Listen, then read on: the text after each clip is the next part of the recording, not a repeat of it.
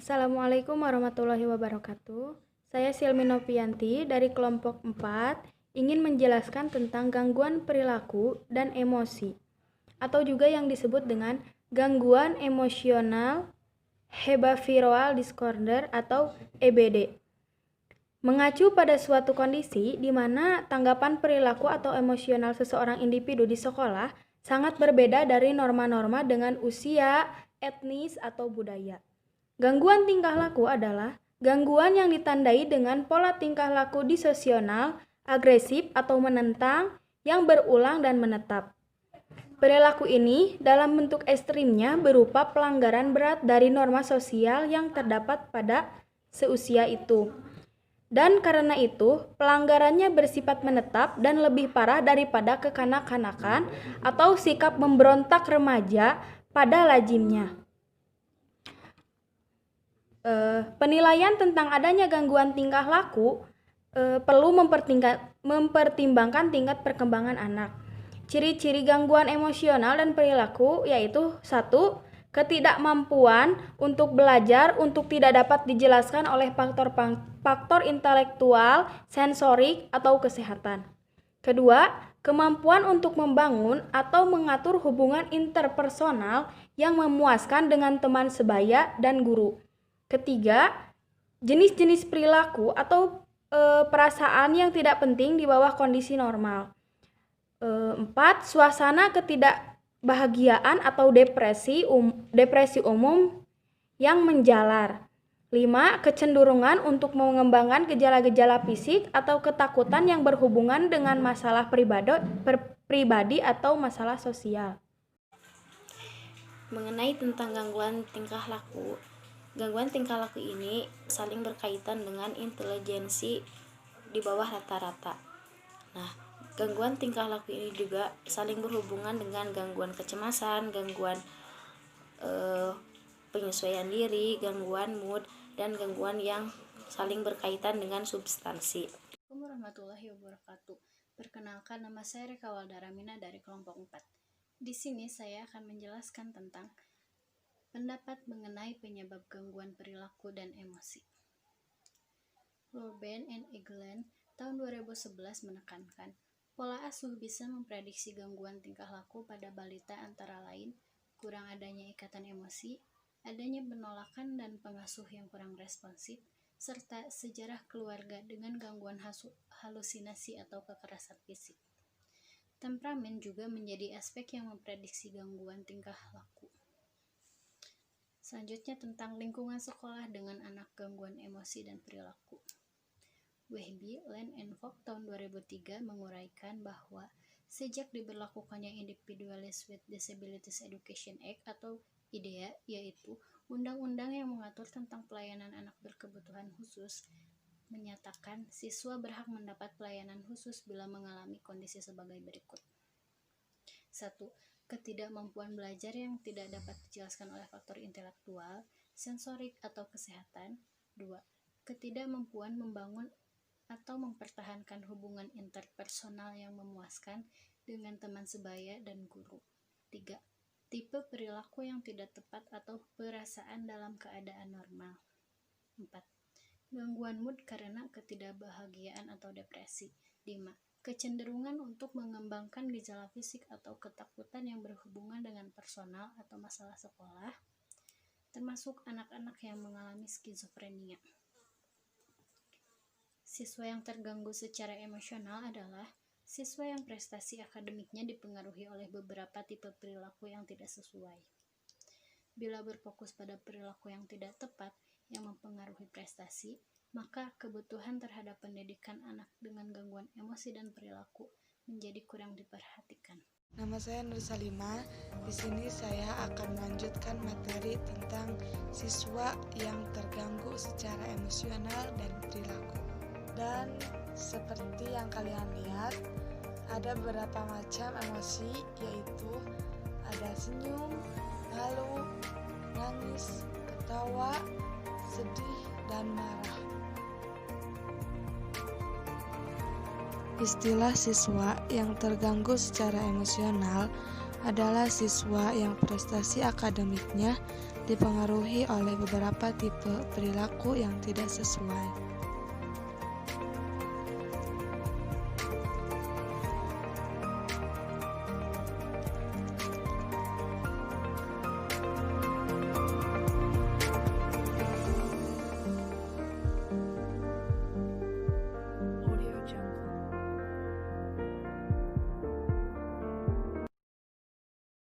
Bagi pendukung anak berkelainan dan berkebutuhan khusus.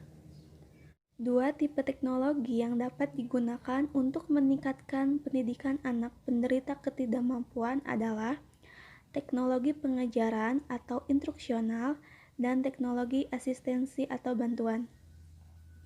Teknologi instruksional berupa berbagai tipe software dan hardware dikombinasikan dengan metode pengajaran yang inovatif untuk mengakomodasi kebutuhan belajar di kelas.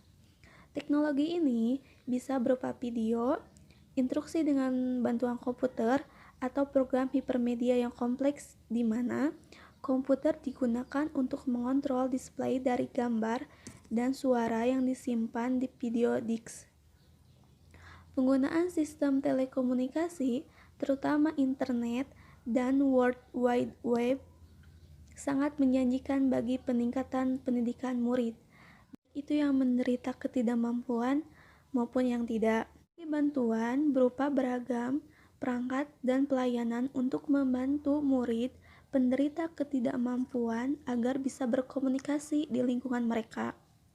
Contohnya adalah alat bantu komunikasi, keyboard, komputer alternatif, dan alat adaptasi lainnya.